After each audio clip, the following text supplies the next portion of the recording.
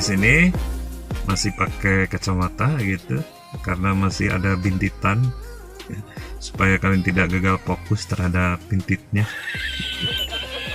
Untuk kesempatan kali ini kita akan membahas tentang gaya angkat sayap pesawat terbang gitu ya. Jadi kenapa pesawat terbang yang sangat berat tersebut bisa terbang gitu di udara. Nah, gitu. Itu karena adanya prinsip Bernoulli bekerja di sana.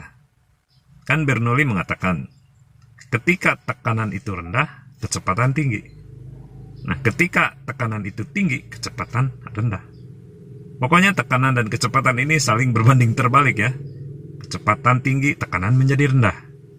Kecepatan rendah, tekanan menjadi tinggi. Nah, ini yang dimanfaatkan pada gaya angkat pesawat terbang. Jadi desain pesawat itu dibuat sedemikian rupa bagian atasnya itu lebih melengkung dibanding bagian bawahnya.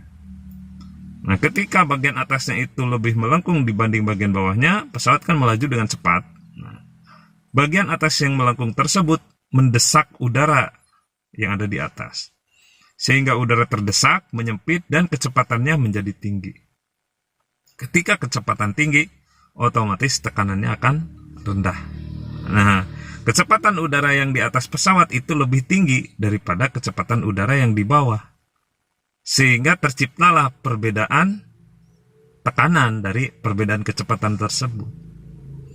Kecepatan udara yang di atas pesawat itu lebih tinggi karena terdesak oleh desain pesawat yang melengkung gitu. Sehingga terjadi tekanan yang lebih rendah di bagian atas itu. Otomatis tekanan yang di bagian bawah lebih tinggi karena udaranya tidak terdesak, udaranya lebih santai di bawah. Ketika santai, kecepatannya rendah, tekanan jadi tinggi. Nah, sehingga tekanan yang tinggi di bagian bawah pesawat itu akan menahan pesawat.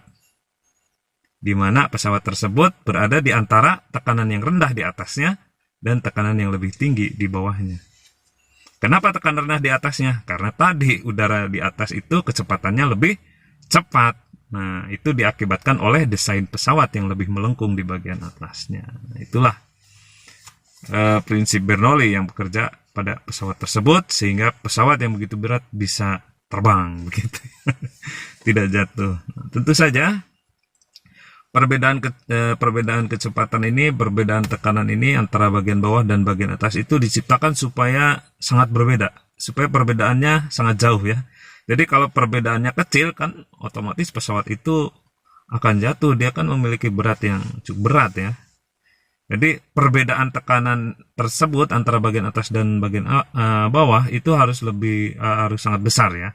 Nah, untuk menciptakan hal tersebut, maka pesawat harus melaju atau harus memiliki kecepatan yang sangat tinggi gitu. Ketika pesawat memiliki kecepatan yang sangat tinggi, udara bagian atas sangat terdesak sehingga udara di bagian atas itu lebih cepat dengan sangat cepat dibanding dengan udara yang ada di bagian bawah pesawat sehingga terciptalah perbedaan tekanan yang lebih besar. Nah, perbedaan tekanan yang besar tersebut bisa mengangkat pesawat yang begitu berat karena tekanan di bawah lebih besar daripada tekanan di atas dan perbedaannya harus sangat besar ya, karena pesawat itu memiliki berat yang sangat berat gitu ya. Nah, itu ya mengapa pesawat bisa terbang. Itu karena di sana ada bekerja prinsip Bernoulli atau asas Bernoulli bekerja di sana. Jadi adalah aplikasi atau penggunaan dari ilmu Bernoulli untuk membantu kegiatan manusia dalam kegiatan sehari-harinya untuk supaya cepat ya transportasi atau supaya cepat perjalanan manusia dari satu tempat ke tempat lain. Salah satunya memakai pesawat yang memakai prinsip Bernoulli. Ya. Jadi di sini kalau dikaitkan dengan KI1, khairun nas anfa'uhum linnas gitu ya. Sebaik-baik manusia adalah yang bermanfaat untuk manusia yang lain. Jadi Bernoulli ini sangat berjasa sekali ya untuk kita. Karena dia sudah menemukan suatu pengetahuan yang menjadikan salah satu prinsip mengapa pesawat itu bisa terbang. Karena di udara itu kan kosong ya, materi-materinya tidak terlalu padat sehingga pesawat bisa melesat dan lebih cepat dari kendaraan yang lainnya.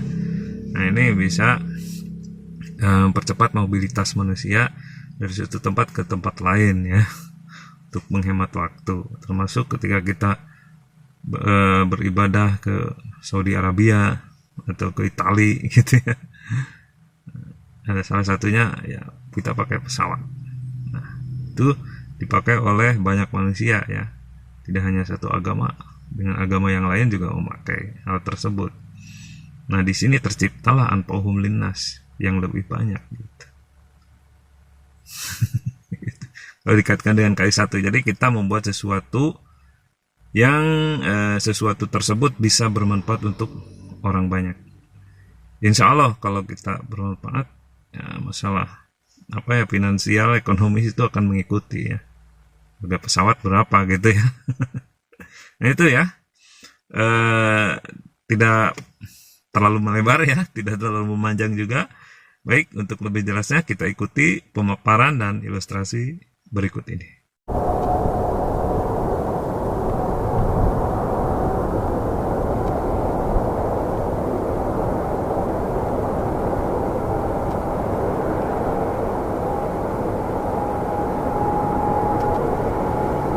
Ini dia skemanya ya.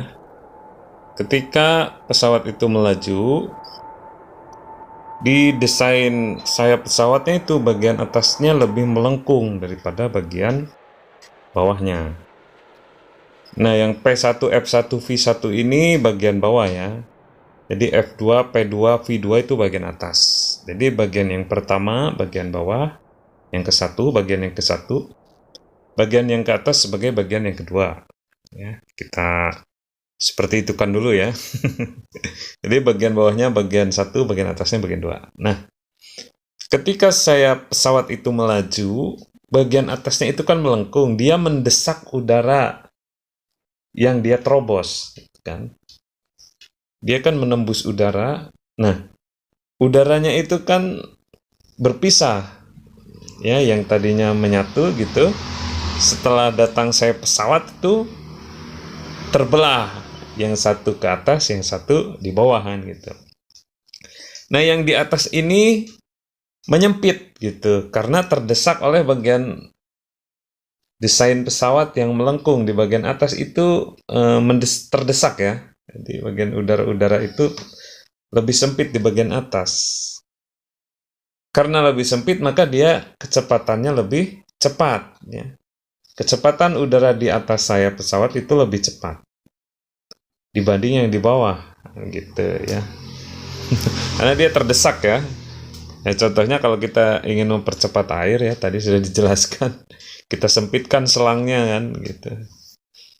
Nah, ini kita sempitin gitu areanya. Jadi di bagian atas sayap pesawat itu udaranya terdesak dan melesat gitu. Udaranya menjadi tinggi kecepatannya. Nah, ketika kecepatan tinggi menurut Bernoulli, tekanan menjadi rendah kan gitu. Ya, yang bawah kecepatan udaranya rendah, tekanan menjadi tinggi. Jadi P1 itu tekanan yang ke-1 pasti akan lebih besar daripada P2 tekanan yang kedua. Itu karena kecepatan di bawah itu. Kecepatan udaranya rendah, tekanannya jadi tinggi. Di atas kecepatan udaranya tinggi, tekanannya jadi rendah. Nah gitu ya, bolak-balik dijelasin gitu. F1 itu adalah akibat dari P1 ya. Jadi kalau tekanannya tinggi ya gaya angkatnya juga tinggi gitu. Ya, maksudnya gaya yang di bawah itu lebih tinggi daripada gaya yang di atas sehingga bisa menahan si pesawat gitu. Karena gaya di bawah lebih besar daripada gaya yang di atas. Sudah, sini ada V1, ada V2. V1-nya otomatis lebih lebih rendah daripada V2-nya. V1-nya lebih lambat daripada V2 lebih cepat gitu ya. Nah, ini ya gambarannya cukup sederhana, ini mudah dipahami ya. Kita lihat persamaannya ya. Nah, ini dia ya. Jadi gaya angkat itu adalah selisih gaya yang dari bawah dengan gaya yang dari atas. Jadi selisih antara F1 dengan F2. Jadi kalau F1-nya lebih besar dari F2-nya, berarti ada gaya angkat gitu ya. F1 itu lebih besar dari F2, itu dikarenakan adanya perbedaan tekanan yang bawah dengan yang atas. Perbedaan tekanan disebabkan adanya perbedaan kecepatan yang bawah dengan yang atas. Perbedaan kecepatan disebabkan adanya perbedaan bentuk atau desain dari sayap pesawatnya. Gitu. Oke, jadi F1 dikurangi F2 itu adalah gaya angkatnya ya. Persamaannya adalah setengah rho kali V2 kuadrat min V1 kuadrat dikalikan A gitu ya. Rho-nya itu massa jenis ya. Massa jenis udaranya ya. Jadi massa jenis udara itu berpengaruh ya terhadap gaya angkat gitu. Jadi kalau massa jenis udaranya itu besar, gaya angkatnya juga akan besar ya, karena di sini dikalikan. Jadi massa jenis udara, jadi ketika kita berada di udara, ketika pesawat itu melintasi udara, udara kan macam-macam ya. Udara pagi hari dengan udara siang hari itu beda loh massa jenisnya. Dengan udara sore hari, malam hari, dengan udara ketika cerah, ketika berawan, ketika hujan, itu udara itu ada yang bersih, ada yang pekat, ada yang kotor, kan gitu ya. Itu massa jenisnya berbeda-beda. Ketika massa jenis kecil, misalkan udara sedang cerah ya, gitu ya. Otomatis partikel-partikel udara itu lebih jarang daripada ketika berawan, gitu ya. Nah, jadi ketika cerah itu justru gaya angkatnya lebih kecil ya. Kenapa? Karena partikel-partikel udara renggang. Jadi pesawat itu bisa melaju dengan sangat cepat, harus dengan cepat gitu melajunya, karena gaya angkat massa jenisnya itu kecil. Tapi kalau udaranya pekat gitu, dengan kecepatan yang tidak terlalu cepat pun udaranya itu kan udah padat. Nah gitu. Di sini pengaruh dari massa jenis. Jadi massa jenis mempengaruhi terhadap gaya angkat. Jadi kalau massa jenisnya besar, massa jenis udaranya besar, gaya angkatnya juga akan besar. Kemudian di sini ada P2. P2 itu ada kecepatan yang kedua. Jadi kecepatan aliran udara yang di atas P2 itu ya. Kemudian P1 kecepatan aliran udara yang di bawah. Kemudian dikalikan A terakhirnya. Itu maksudnya adalah dikalikan luas pesawatnya ya, luas sayap pesawatnya. Jadi kalau pesawat dengan sayap yang besar, pastinya akan memiliki gaya angkat yang besar juga. Gitu. Jadi pesawat-pesawat yang ukurannya besar itu bisa dipastikan gaya angkatnya akan lebih besar dibandingkan pesawat yang ukurannya kecil ya. Nah, di sini juga ada keadaan di mana pada ketinggian tertentu si pilot akan mempertahankan ketinggiannya dengan mengatur kecepatan pesawat ya. Nah, pada kondisi tersebut, gaya berat pesawat itu akan sama dengan gaya angkatnya. Jadi, pada suatu keadaan tertentu, si pilot akan mengatur bagaimana agar berat pesawat itu sama dengan gaya angkatnya. Nah, gitu. Jadi, itu terjadi pada ketinggian tertentu. Setiap pesawat juga berbeda ya. Keadaan tersebut karena setiap pesawat memiliki ukuran, memiliki bahan, ya, memiliki bentuk yang berbeda-beda. Jadi setiap pesawat memiliki keadaan di mana gaya angkatnya sama dengan beratnya itu berbeda-beda. Karena setiap pesawat memiliki luas sayap yang berbeda, memiliki bahan buatan yang berbeda, gitu, bentuk yang berbeda, nah gitu. Nah, sehingga dengan pesawat yang berbeda keadaan tersebut, si pilot bisa mengatur ketinggian dan kecepatan tertentu untuk menghasilkan gaya angkat dan berat pesawat agar sama gitu. Karena pada keadaan tersebut ada keadaan yang paling nyaman untuk orang yang berada dalam pesawat. Karena pada waktu itu tidak ada turbulensinya, tidak ada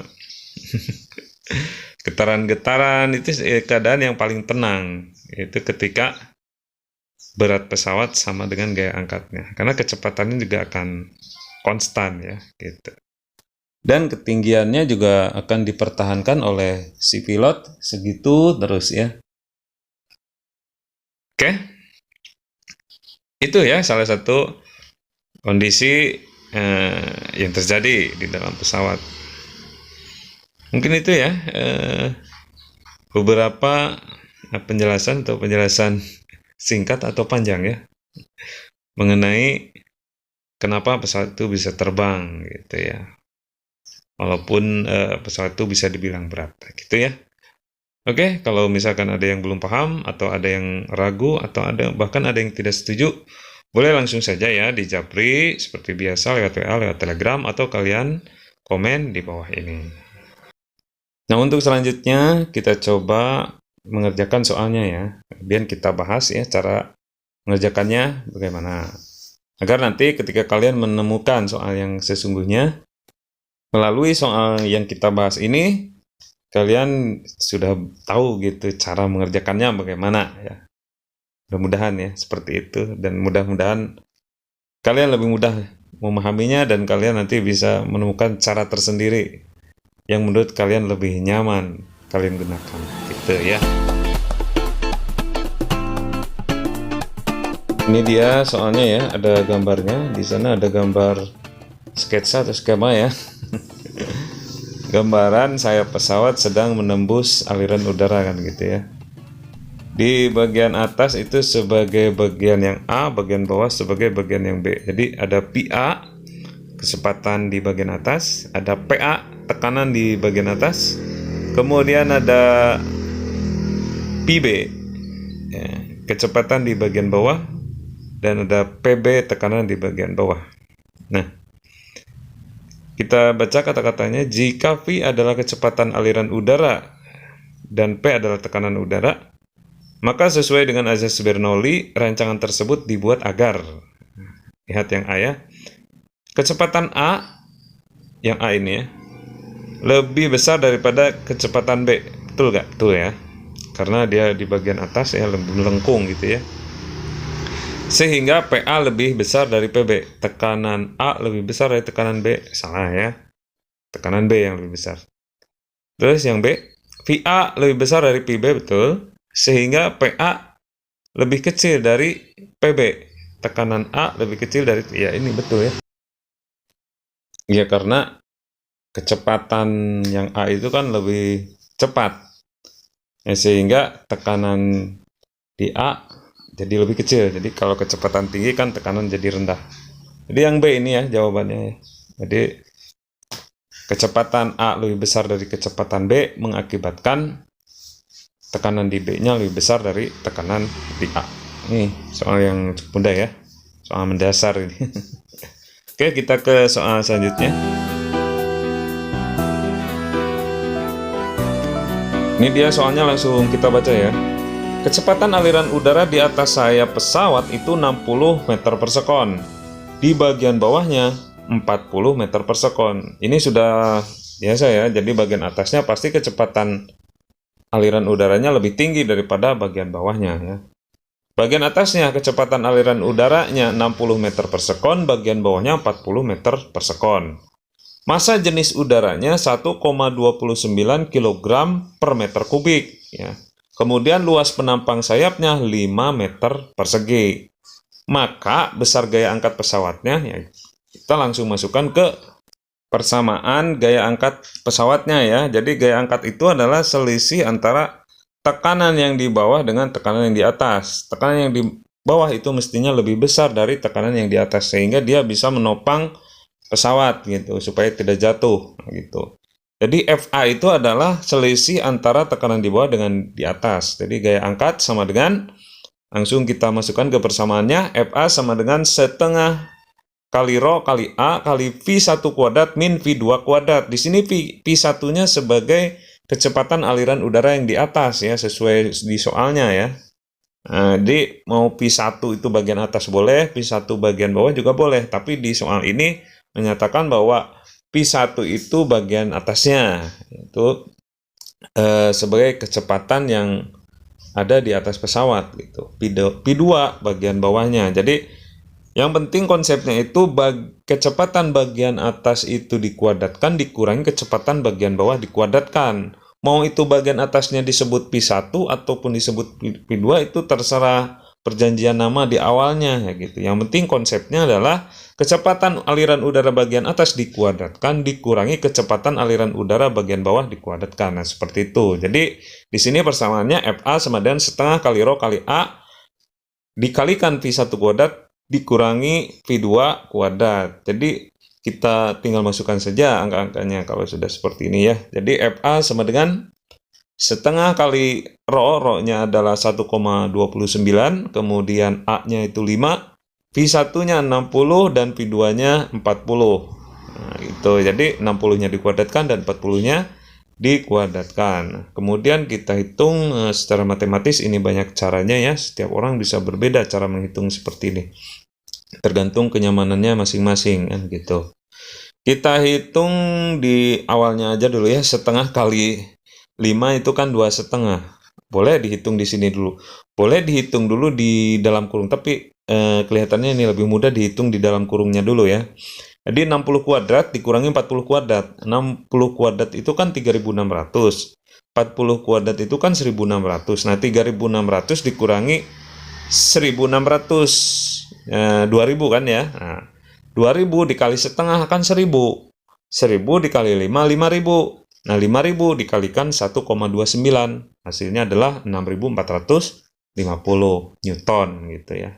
Karena gaya itu kan satunya Newton. Nah, jadi hasil gaya angkatnya adalah 6.450 Newton. Kita lihat pilihan gandanya, jawabannya adalah yang D ya.